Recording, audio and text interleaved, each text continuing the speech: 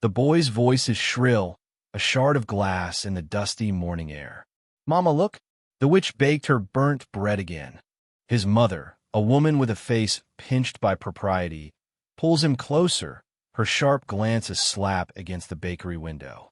Inside, Eleanor flinches, but her hands don't stop their practiced, rhythmic work. She sees her reflection superimposed over the loaves cooling on the rack. A pale, tired woman, her form softened and rounded by the new life growing within her. And behind her, the bread. It's dark, the crust a deep mahogany, almost black in the places where the heat of the oven kissed it most fiercely. To the townsfolk of Redemption, it is an offense. Is failure, incompetence a sign of madness? Burnt. To Eleanor, it is survival. It is memory. It is the only thing she has left of him. They faced harsh judgment, but someone saw their true value. Before this story unfolds, tell us, have you ever stood up for someone unfairly judged? If you believe in looking beyond the surface, hit like and subscribe. The bread is all she has, and a dwindling sack of flour. Her small bakery is a pocket of warmth and yeasty air at the far end of a street that has collectively turned its back on her.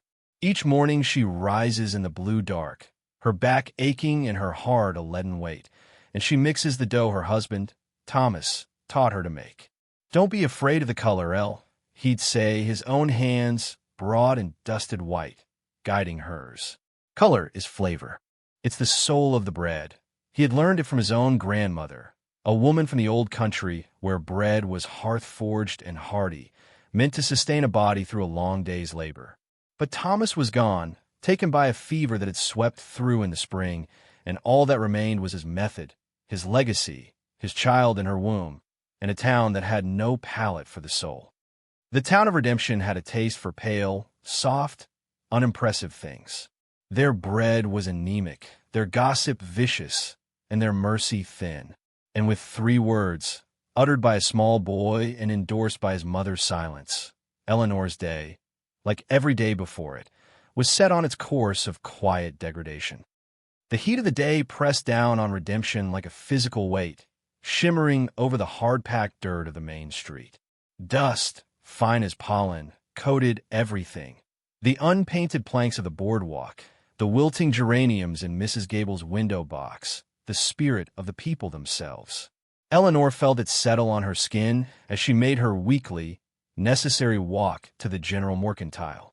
She kept her eyes down, her hand resting instinctively over the swell of her belly, a gesture both protective and profoundly lonely. The bell over the door of the mercantile was a tinny, cheerless sound. Inside, the air was thick with the smells of salted pork, pickling spice, and condescension. Mrs. Gable stood behind the counter, a formidable woman whose corset seemed to serve as external armor for her rigid opinions. She watched Eleanor approach with the same expression she might reserve for a stray dog tracking mud onto her clean-swept floors. "Well, Eleanor," she said, her voice dry as corn husks, "come for more flour to scorch." 2 men loafing by the cracker barrel snickered. Eleanor's face warmed with a familiar, helpless flush. She placed her worn coin purse on the counter, its contents painstakingly saved from the few loaves she'd managed to sell to travelers just passing through, those who didn't know any better.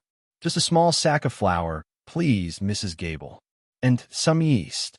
Still at it, then, Mrs. Gable sniffed, scooping flour with a practiced, grudging efficiency. A body would think you'd learn. No one in Redemption wants bread that looks like it's been through a chimney fire. It's a disgrace to your late husband's memory, is what it is. Thomas made a decent loaf. This was the deepest cut. Thomas had made this exact loaf. But when he was alive, his charm and easy strength had been a shield. People had called his bread rustic and hearty. Now that he was gone and she was alone, a pregnant widow clinging to the only trade she knew, the same bread was suddenly burnt. The town's judgment was as fickle as a dust devil. "It's the way he taught me," Eleanor said, her voice barely a whisper. "Humph. Then he taught you wrong," Mrs. Gable declared, slamming the sack of flour onto the counter. "Or more likely, you're just not up to the task. A woman's touch is meant to be delicate, She eyed Eleanor's stomach with disdain. Seems you've been delicate in other areas.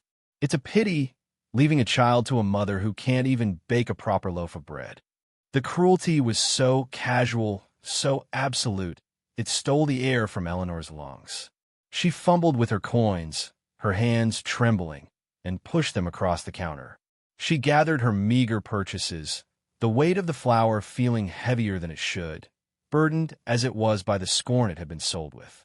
She turned to leave, the silence of the other customers in the store a heavy cloak of complicity. As she reached the door, she heard Mrs. Gable's parting shot, aimed at the men by the barrel but meant for her. Mark my words, she'll be begging for scraps before the first snow. That bakery will be shuttered, and she'll be a ward of the church. A liability.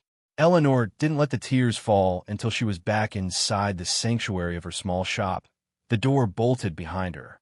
She leaned her forehead against the cool wood, the rough grain pressing into her skin. The smell of her own bread, the rich, nutty scent of the dark crust, the sweet perfume of the soft crumb, filled her senses. It was the smell of love, of home, of Thomas. She slid to the floor, wrapping her arms around her belly, and rocked herself gently. The baby gave a soft kick, a flutter of life against her hand. It was a reminder. She wasn't just baking for herself, or for the memory of her husband. She was baking for this future, this tiny, innocent life that depended entirely on her. She had to endure. She had to find a way. The town of redemption could starve her of kindness, but she would not let them starve her child. She would bake her burnt bread until her knuckles bled if she had to, praying for a customer who didn't judge a loaf or a woman by its surface. The dust that plagued redemption was a different beast out on the plains. It was a living entity, a pale brown monster churned up by the relentless wind and the hooves of a horse pushed to its limit. U.S. Marshal Silas Kane rode low in the saddle, his body a study in exhaustion. For 3 days and 3 nights, he had been on the trail of Jedediah Kane, a man who had left a trail of stolen horses and broken lives from Colorado to the Kansas border. Silas had finally caught him, but the victory was hollow. The chase had cost him his pack mule, which had tumbled into a ravine 2 days back, taking with it all his supplies. His canteen had been empty since sunrise, and the last piece of hardtack he'd choked down felt like a lifetime ago. Now, with Kane trussed and grumbling on his own horse tethered behind, Silas was running on pure grit. Hunger was a physical clawing in his gut, a dizzying weakness that made the sun-bleached landscape swim before his eyes. His tongue was a swollen, dry thing in his mouth. He was a man who understood deprivation, but this was a deeper, more dangerous level of spent. He had to find a town, water, food, anything. When he finally crested a low rise and saw the scatter of buildings that proclaimed itself redemption, a wave of profound relief washed over him, so potent it almost unseated him. He nudged his weary horse forward, the animal's steps as faltering as his own. He left Kane securely tied to the hitching post outside the sheriff's empty office. The local lawman, having apparently found more pressing business elsewhere, and stumbled toward the sound of voices at the General Mercantile. His entrance cast a sudden pall over the store. His dust-caked duster, the star pinned to his sweat-stained shirt, and the raw-boned weariness on his face announced his profession and his desperation in equal measure. "Marshal," Mrs. Gable said, her usual acidity tempered by a flicker of awe for the badge. "What can we do for you?" "Water," Silas rasped, his voice a stranger to him. "And food.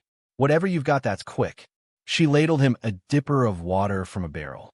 It was lukewarm and tasted of metal, but it was the most glorious thing he'd ever drunk. He drained it, and a second, before leaning against the counter to steady himself. The dizziness receded, but the gnawing hunger remained.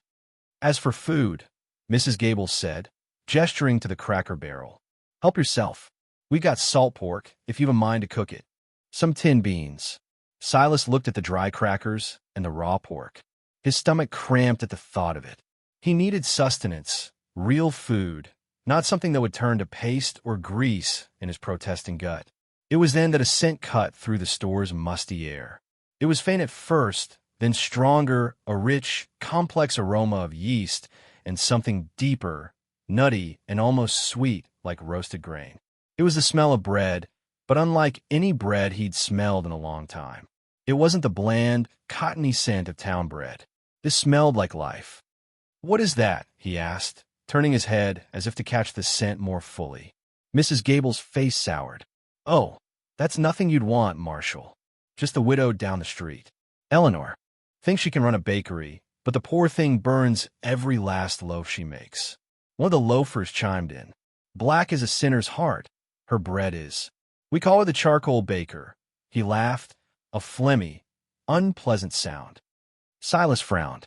The smell didn't align with their description. He knew the acrid stench of burnt flour, the bitter smell of carbon. This wasn't that. This was intriguing. His hunger was a primal force, overriding the town's casual disdain. "Where is this bakery?" "Just at the end of the street. But Marshal, I'd advise against it," Mrs. Gable insisted, a note of proprietary concern in her voice. "A man in your state needs proper victuals. Her bread is liable to make you sick." But Silas was no longer listening. He was following the scent, drawn by a need so profound it felt like an instinct. He pushed himself off the counter, his body still weak, but his purpose now clear. He tipped his hat to the woman. "Much obliged for the water." He stepped back out into the oppressive heat, the smell of the bread acting as a lodestar, pulling him down the street, past the judgmental eyes that followed him from the mercantile's window. He walked toward the small, unassuming shop with a neatly lettered, fading sign, "Thomas's Fine Baked Goods," from within. The scent was a siren's call, promising a relief his body craved with every fiber of his being. He didn't care if it was black as sin. At that moment, it smelled like heaven, and he was a starving man standing at the gates. Eleanor heard the heavy, hesitant footsteps on her boardwalk, and her heart sank. It was probably more children come to peer in the window and chant their cruel little rhymes. She braced herself, her hands stilling on the wooden counter she was wiping down. The knock that came was solid, resonant, not the mischievous tapping of a child. It was the sound of a man. She hesitated, her hand going to her belly. It was rare for anyone to come to the door. She smoothed her apron and went to unlatch it, opening it just a crack. The man standing there filled the frame. He was tall and gaunt, coated in a layer of dust so thick it seemed to have become part of his skin. A silver star was pinned to his chest, tarnished but unmistakable. His eyes, a startlingly clear blue in his grimy face, were fixed on her with an intensity that was unnerving. They were the eyes of a wolf, starved and sharp, yet there was no malice in them, only a deep, abiding weariness.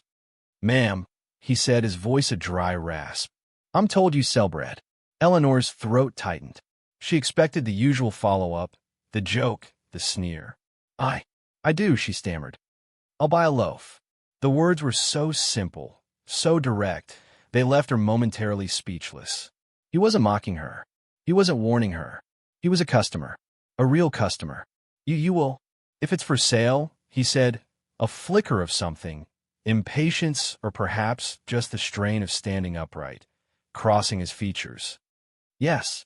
Of course, she swung the door wider, stepping back to let him in. He seemed to bring the heat and the dust of the entire plains in with him. He moved slowly, deliberately, as if each step was a negotiated truce with his own body. His gaze fell upon the cooling rack, where 4 of her dark loaves sat in a proud, defiant row. He didn't recoil. He didn't grimace. He simply looked. "They told me in town your bread was burnt," he stated, his eyes not leaving the loaves. It wasn't an accusation, but a simple reporting of facts. Eleanor stiffened, the familiar shame washing over her. "That's what they say." Her voice was small. He took a step closer, and she saw him inhale a long, slow breath. "It doesn't smell burnt," he said, more to himself than to her. He pointed a trembling, grime-caked finger. "I'll take that one." She wrapped the loaf he'd indicated in a clean piece of cloth, her hands moving with a stunned sort of grace. This felt unreal. His presence was overwhelming in the small space, a force of gravity that bent the very air around it. He pulled a few coins from his pocket, his hand shaking so badly that one of them dropped to the floor, rolling under a table. "I'm sorry," he muttered, swaying slightly. "It's all right," Eleanor said quickly, seeing the profound exhaustion that radiated from him. "Please sit." She gestured to the small, sturdy chair in the corner where she sometimes rested her own aching back. He didn't argue. He sank into the chair with a grateful sigh, the leather of his gun belt creaking. He leaned his head back against the wall and closed his eyes. The vulnerability in the gesture was so stark it made Eleanor's heart ache. This was not a man here to pass judgment. This was a man at the end of his rope. She retrieved the coin and placed the wrapped loaf into his hands. His fingers closed around it with a desperate strength. He didn't wait. He fumbled with the cloth, his movements clumsy with haste, and tore off a piece of the dark, formidable crust. He lifted it to his mouth and took a bite. Eleanor held her breath. She watched his face, waiting for the disgust, the disappointment. She saw his jaw work, slowly at first, then with more purpose. A shudder went through his entire body. It was not a shudder of revulsion. It was a tremor of profound, elemental satisfaction. He closed his eyes again, and his haggard face seemed to soften, the deep lines of pain and exhaustion easing as if smoothed by an invisible hand. He took another bite, this time of the soft interior, and chewed with a reverence that felt almost holy. He opened his eyes and looked at her. The wolfish intensity was gone, replaced by a deep, quiet gratitude that struck her more deeply than any words could have. "Heaven," he breathed, the word a ragged exhalation. "It's goddamn heaven." He tore off another piece, eating with the focused, desperate hunger of a man who had been resurrected from the dead. Eleanor stood frozen, watching this stranger, this U.S. Marshal, devour her burnt bread as if it were manna. The scorn of Mrs. Gable, the taunts of the children, the weight of the town's judgment, it all seemed to recede, to lose its power in the face of this one man's simple, unadulterated pleasure.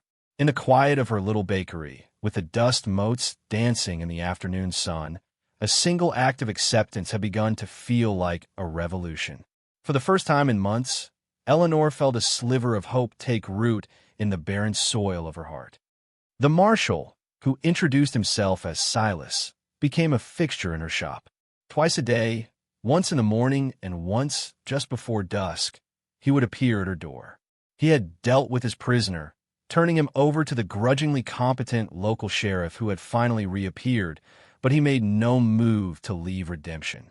He claimed he was waiting for confirmation of Kane's transfer to the federal prison in Leavenworth, a process that could take days, even weeks.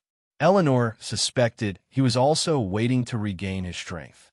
His patronage was a strange and silent ritual. He would enter, nod to her, and lay his coins on the counter. She would have a loaf set aside for him, still warm from the oven. He would take it, sit in the sturdy chair that had become his, and eat half of it right there, his eyes often closed in that same expression of profound relief she'd seen on the first day. They rarely spoke more than a few words.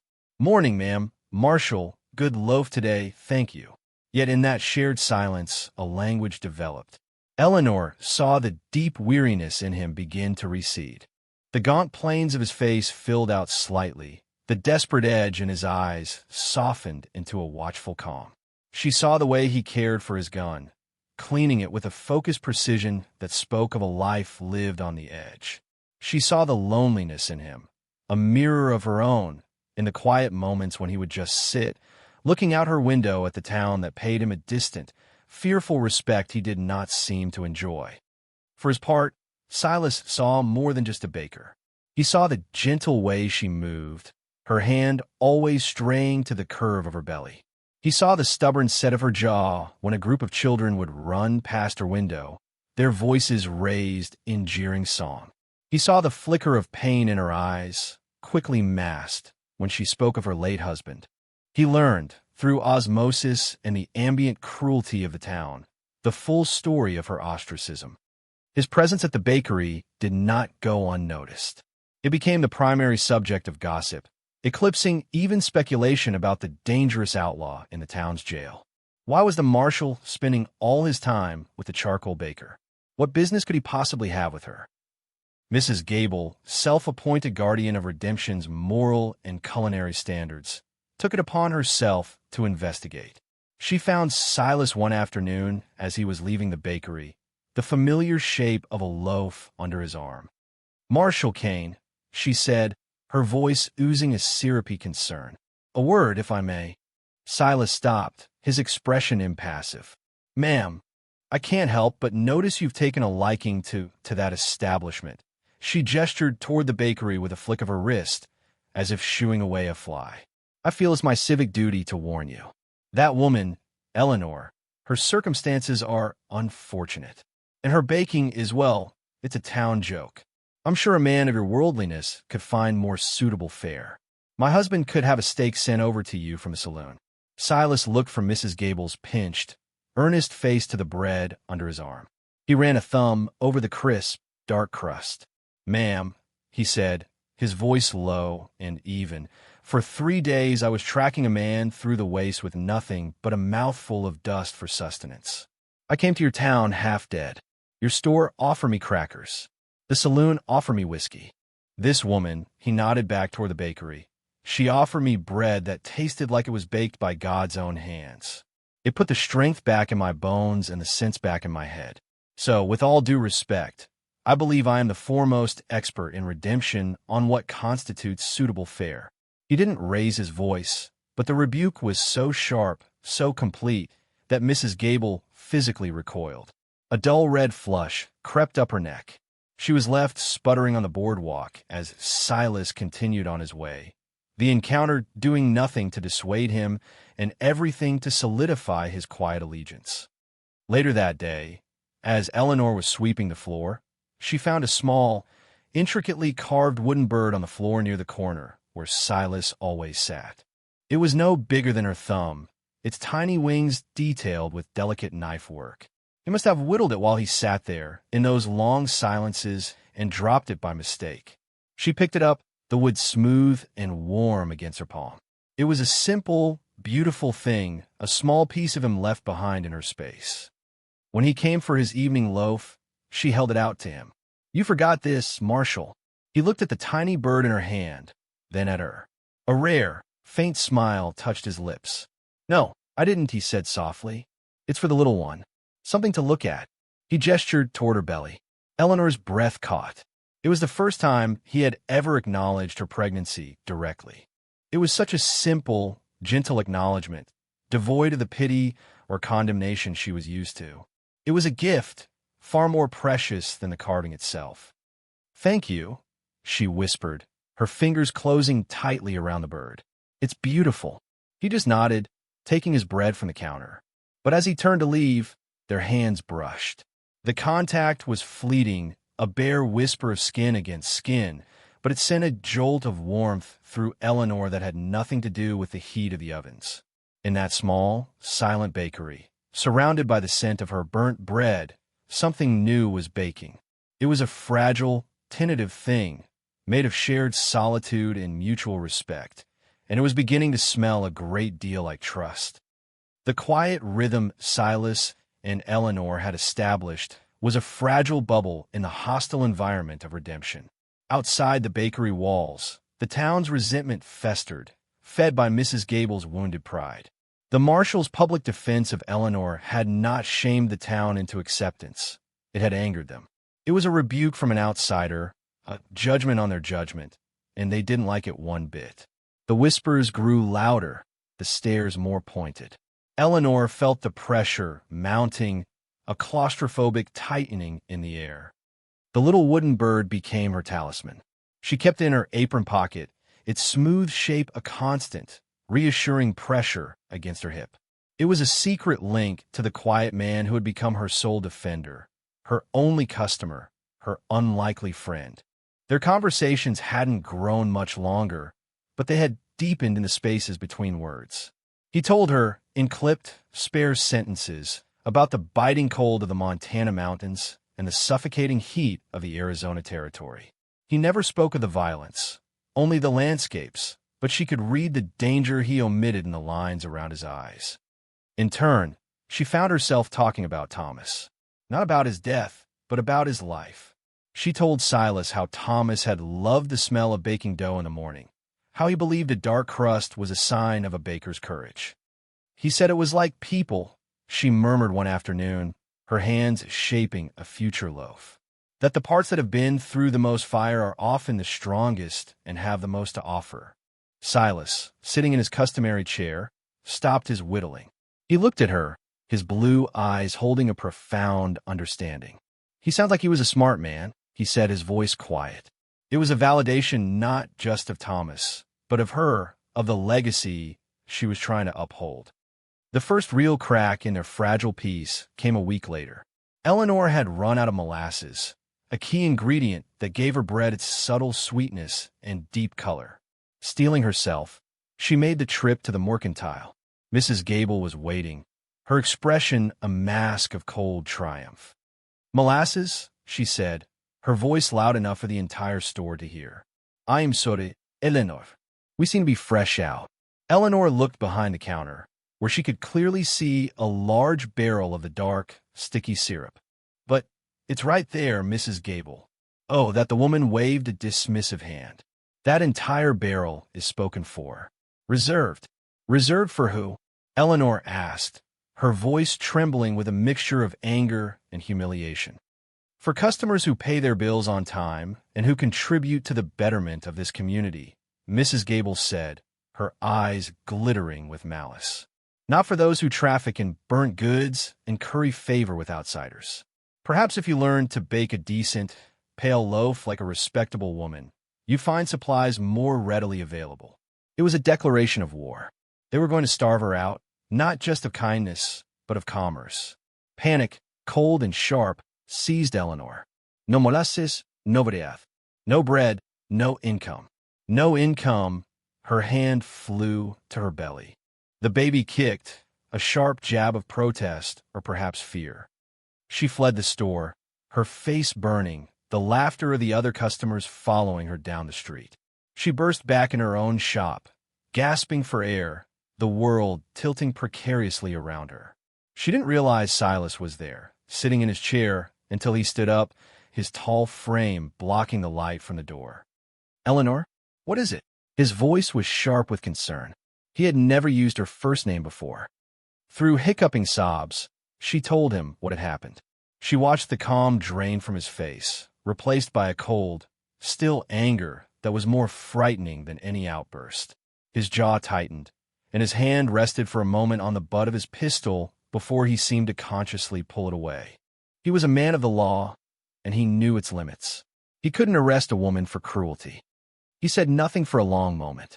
He walked over to the window and stared out at the street, at the mercantile gleaming with smug self-importance in the afternoon sun. The silence stretched, thick with her despair and his simmering fury. Eleanor sank onto a stool, the fight draining out of her. It was over. They had won. "I have some money saved," he said finally, turning back to her. His voice was low, controlled. "We can send away for it. Get a large shipment from Kansas City." "That would take weeks," she whispered, wiping her eyes with the back of her hand. "I'll have nothing by then. The flour is almost gone as it is." He looked around the small bakery, his gaze lingering on the cold ovens, the empty shelves. He looked at her, at the tear tracks on her dusty cheeks and the desperate fear in her eyes. He was a man accustomed to confronting threats head-on, with directness and, if necessary, with force. But this was a different kind of enemy, a creeping, pervasive poison. His expression shifted. A decision was being made, a line being drawn. "No," he said, his voice ringing with a new resolve. "It won't take weeks." He walked to the door, his stride now purposeful, all trace of the weary traveler gone, replaced by the unyielding authority of a U.S. Marshal. "Stay here. Bar the door behind me." "Where are you going?" she asked, her voice small. He paused at the door and looked back at her, his blue eyes blazing. "To have a conversation about the legal definition of a reserve barrel." He didn't smile. He wasn't joking. He was going to confront them. Not for her, not for the bread, but for the fundamental injustice of it. He was taking her fight as his own. As the door closed behind him, Eleanor rushed to the window. She watched his tall, solitary figure walk with unhurried, implacable purpose back toward the heart of the town that had rejected her, a lone lawman marching to war against an army of whispers and prejudice. Silas entered the mercantile for the second time since arriving in Redemption. The bell above the door sounded less tinny now, more like a toll. The loafers who had been present before were there again, along with two other townsmen and Mrs. Gable, who was recounting her victory over Eleanor with smug satisfaction. The conversation died the moment he stepped inside. He didn't speak. He walked past the men, his gaze fixed on Mrs. Gable. He stopped at the counter, his hands resting on the worn wood, his presence sucking the air out of the room. He was no longer the exhausted stranger begging for water. He was the embodiment of federal law, and his quiet anger was a palpable force. "Mrs. Gable," he began, his voice dangerously soft, "I understand you have a barrel of molasses that is reserved." The woman's triumphant expression faltered slightly, but she held her ground. "That's correct, Marshal. It's for my regular customers." "I see," Silas said. He leaned forward slightly. "Federal law, specifically the Interstate Commerce Act, has some interesting things to say about fair trade. It frowns upon discriminatory business practices, especially when they're designed to ruin a person's livelihood out of personal spite. A town cutting off supplies to a lone woman, a prosecutor might call that a conspiracy." The word hung in the air, cold and sharp. The loafers shifted their feet. Conspiracy was a serious, ugly word, a federal crime that carried prison time. Mrs. Gable paled. "Now, see here, Marshal, there's no call for threats. I run my business as I see fit. And I enforce the law as I see fit," Silas countered, his voice never rising but gaining intensity. "I'm a patient man, Mrs. Gable. But my patience is reserved for honest folk, not for bullies who hide behind a shop counter. That woman down the street is a widow, trying to make an honest living for herself and her unborn child. The only crime she's committed is baking bread that you and your friends are too ignorant to appreciate. You're not just denying her molasses. You're trying to starve her out. In my book, that's not just cruel, it's criminal." He straightened up, his eyes scanning the faces of the other men in the store. "And as for the rest of you," he said, his voice like chipping ice, "I've heard the whispers. I've seen the looks. You should be ashamed. This town calls itself Redemption. It seems to me it's forgotten the meaning of the word. A community is judged by how it treats its most vulnerable. And right now, your judgment is coming up short." He turned his piercing gaze back to the store owner. "Now, you have two choices. You can sell Mrs. Franklin a gallon of that reserved molasses at a fair price. Or I can place you under arrest for conspiracy and restrictive trade, impound this entire barrel as evidence, and wire the U.S. Attorney's Office in Topeka. The choice is yours. Make it now." The silence in the store was absolute, broken only by the buzzing of a fly against a window pane.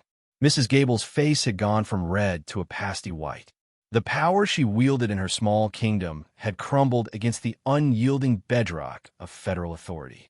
She looked at the hard, determined face of the marshal, then at the nervous expressions of the men who had been her audience just moments before. There was no support for her there now, only fear. Defeated, she turned, her movements stiff and jerky. She picked up a 10-gallon measure and a ladle. Without another word, she walked to the barrel, uncorked the bung, and began to fill the measure with thick, dark molasses. The sound of the syrup glugging into the tin was the sound of her surrender. Silas didn't move until she had placed the full, heavy can on the counter. He took the coins from his own pocket and set them down. "This is for Mrs. Franklin's purchase," he said clearly. "And I'll take a sack of your best flour as well. Add it to my bill." He took the can of molasses in one hand and hoisted the sack of flour over his other shoulder as if it weighed nothing. He walked to the door, pausing on the threshold to look back at the stunned inhabitants of the store. "This town is on my watch now," he said, his voice leaving no room for argument. "I suggest you all learn to be better neighbors." He let the door swing shut behind him, leaving a wake of shattered arrogance and newfound fear. He walked back down the street, the heavy can of molasses cool against his leg, the sack of flour a comforting weight on his shoulder. He wasn't just carrying supplies. He was carrying a victory. He had faced down the town's poison not with a gun, but with the law and the unshakable force of his own conviction. When he reached the bakery, he saw Eleanor's pale, anxious face in the window. He gave her a slow, deliberate nod. The siege was broken. The arrival of the molasses and flour changed everything.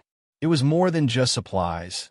It was a symbol of Silas's protection, a public declaration that Eleanor was no longer alone. The atmosphere in Redemption shifted from overt hostility to a sullen, watchful silence. The taunts ceased. The jeers of the children died on their lips when the tall, quiet Marshal was near, and he was almost always near. He had made her small bakery his unofficial headquarters, spending hours at his corner table, whittling, reading old newspapers, or simply watching the street with his calm, vigilant eyes. His presence gave her the freedom to breathe, to work without the constant knot of fear in her stomach. And with that freedom, she flourished. Her bread seemed to rise higher, the crust to form a more perfect, crackling shell. The little bakery, once a cell of lonely perseverance, became a true sanctuary, filled with warmth and the comforting scent of her success. Their relationship settled into a new domesticity, as comfortable and necessary as daily bread. She would rise in the dark, and soon after, he would be there, bringing in a bucket of fresh well water or a stack of firewood for the oven without a word. She learned to read his moods in the set of his shoulders, and he learned to tell by the rhythm of her kneading whether she was tired or content. They were two solitary people who had, by circumstance, created a shared life in the space of a few hundred square feet. One evening, as a cool autumn wind rattled the window panes, Eleanor felt a sharp, unfamiliar pang in her lower back. She dismissed it at first, but it came again, stronger this time. She leaned against the work table, her breath catching in her throat. The baby wasn't due for another month. Silas was instantly on his feet. "What is it?" "It's nothing," she said, trying to smile, but another wave of pain, deeper and more insistent, stole the words from her. She gasped, her hand flying to her belly, which had gone hard as a rock. Panic, stark and primal, flared in Silas's eyes. He looked at her, then at the empty, darkening street. The town had a doctor, a crusty old man named Elias Webb, but his office was at the other end of town, and his feelings toward Eleanor were likely no warmer than anyone else's. "I'll get the doctor," he said, his voice tight. "No," Eleanor gasped, gripping his arm. The thought of facing Dr. Webb, of being at the mercy of another person who scorned her, was terrifying. "Don't leave me alone." Her plea rooted him to the spot. He was a man of action, used to facing down threats he could see and fight. This was different. This was a force of nature, intimate and terrifying, and she was asking him to face it with her. He looked at her white, sweat-beaded face, at the fear in her eyes that mirrored his own. "All right," he said, his voice surprisingly steady. He helped her to the small cot in the back room, the one she usually only rested on for a few minutes at a time. "All right, Eleanor. I'm here." What followed was a long night of trial and terror. Silas, a man who had tracked killers across deserts and faced down armed gangs, found himself in a battle more elemental than any he had ever known. He boiled water. He tore clean flour sacks into strips. He held her hand, his own large, calloused one enveloping hers, and let her squeeze until he thought his bones would crack. He wiped her brow with a cool, damp cloth and murmured words of encouragement, simple, clumsy phrases that came from a place of deep, protective instinct he hadn't known he possessed. He saw her strength, a raw, primal courage that dwarfed any bravado he'd ever witnessed in men. She fought through waves of agony with groans that seemed torn from the very earth. Her focus turned inward on the monumental task her body was undertaking. In the lulls between the pains, she would open her eyes and look at him, her gaze clear and trusting. In the crucible of that night, the last barriers between them dissolved into steam and sweat and shared fear.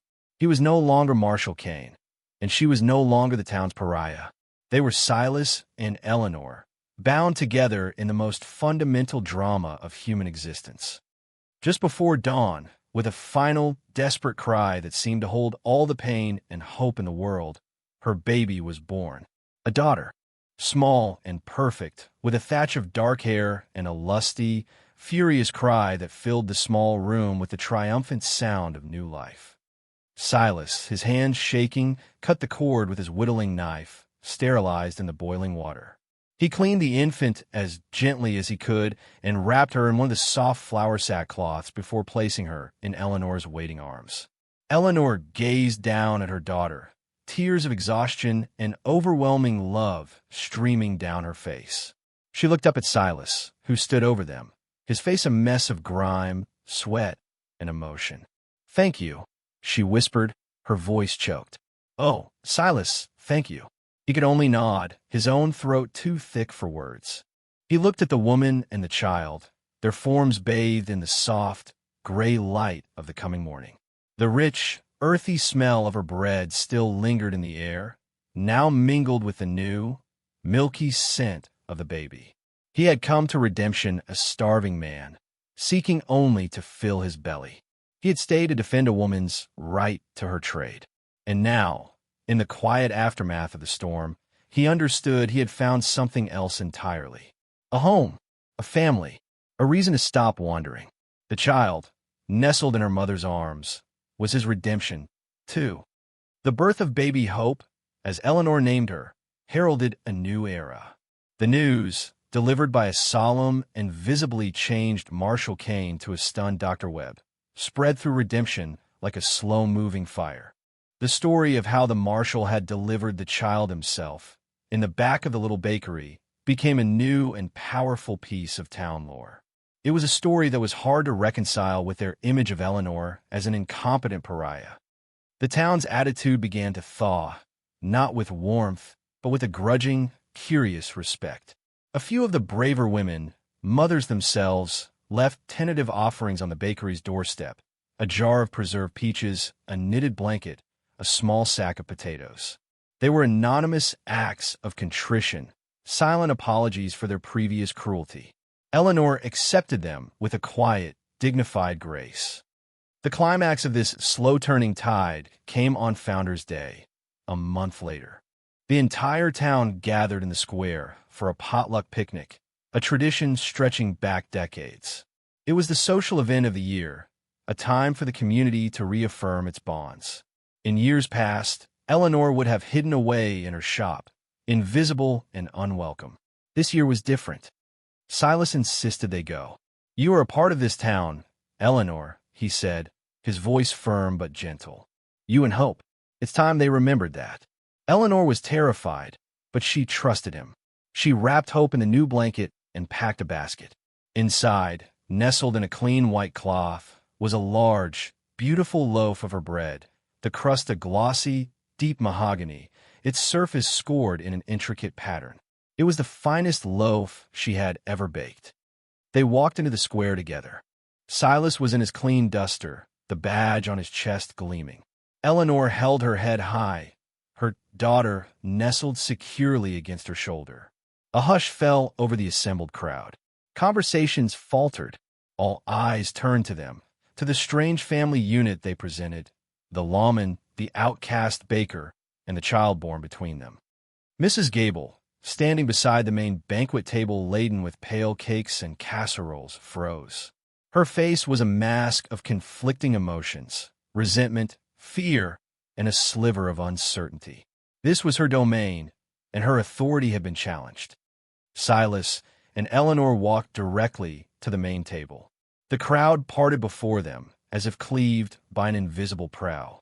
With a calm deliberation that drew every eye, Eleanor unwrapped her loaf of bread and placed it in the very center of the table. It sat there, dark and proud, among the pallid offerings of the other women, a bold statement of its own unapologetic worth. A man near the front, one of the loafers from the mercantile, muttered, "Still looks burnt to me."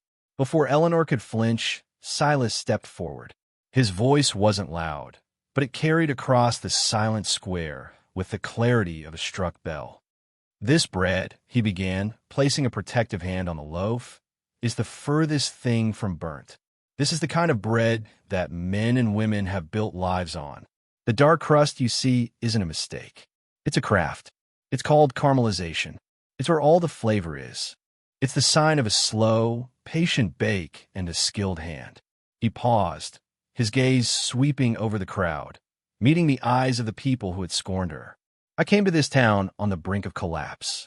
I was starved, weak, and half-mad from the trail. Your town offered me platitudes and crackers. This woman, Eleanor Franklin, offered me a piece of this bread, and it saved my life. It brought me back from the edge. Every bit of strength I have, I owe to her skill and her generosity." He picked up a knife from the table and sliced a thick piece from the loaf.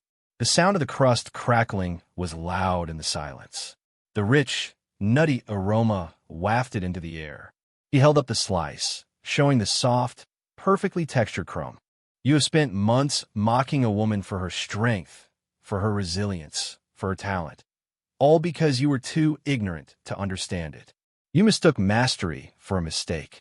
You called her bread burnt, when in fact it is the most honest, nourishing, and delicious bread I have ever had the privilege to eat."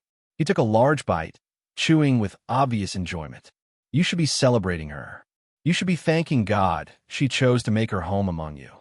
Redemption is a town blessed with a true artisan, and you have been too blind and too cruel to see it."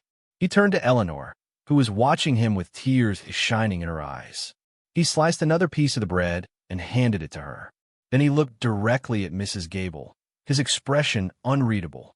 "Ma'am," he said, his voice dropping to a conversational tone, "would you care for slice? It's heavenly." The challenge was absolute.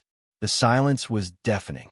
Mrs. Gable stood pinned by the weight of 100 pairs of eyes. Her reign as the arbiter of town opinion was over, publicly and devastatingly dismantled. Her face crumpled, and in a shocking breach of her own rigid decorum, she turned and fled, disappearing into the crowd. A moment passed. Then, an old farmer at the edge of the crowd cleared his throat. "Well," he said gruffly, "if it's good enough for the Marshal, it's good enough for me." He stepped forward, picked up the knife, and cut himself a slice of Eleanor's bread. He took a hesitant bite. His eyebrows shot up. "Well, I'll be," he murmured, and took another, bigger bite. It broke the spell. A few more people, curious and emboldened, stepped forward to try it. A murmur of surprise and appreciation rippled through the square as the town of Redemption, for the first time, truly tasted Eleanor's bread. The following morning, the sun streamed into the bakery, illuminating the dancing dust motes in a peaceful golden haze. The air was quiet, the street outside calm. The battle was over. Hope slept soundly in her cradle, a small, warm bundle of dreams. Eleanor was kneading a batch of dough, her movements easy and content. Silas sat in his chair, not whittling, just watching her. The silence between them was no longer a space to be filled, but a comfortable, shared quiet. He hadn't said whether he was staying or going. The prisoner was long gone, and there was no official reason for A.U.S. Marshal to remain in Redemption. Eleanor finished shaping a loaf and slid it into the hot oven. She wiped her hands on her apron and turned to him, a soft smile on her face. "I saved you a loaf from yesterday," she said, retrieving it from the counter. She didn't offer it as a sale, but as a gift.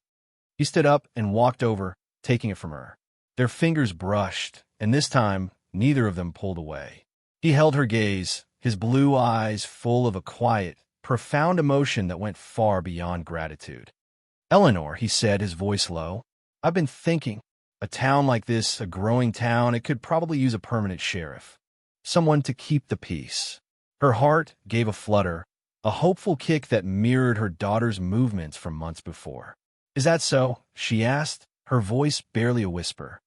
"And a sheriff," he continued, his gaze dropping to the dark, beautiful loaf in his hands, then back to her face. "A sheriff needs a good baker to keep him strong." He didn't need to say more. In his eyes, she saw the end of his trail and the beginning of a new one. She saw a future, one she had never dared to imagine. It was a future filled with the scent of hearth-baked bread, the warmth of a shared home, and the quiet, steady presence of the man who had tasted heaven in her burnt bread and, in doing so, had shown her what it was to be saved. I'm here for powerful stories of redemption and finding home. What part of this Western saga resonated with you the most? We'd love to hear your thoughts in the comments. Thanks for watching. If you believe in compassion, overcoming prejudice, and finding love in unexpected places, give this story a like and subscribe for more. Her true worth was finally seen. What does true value in a person mean to you? Tell us below.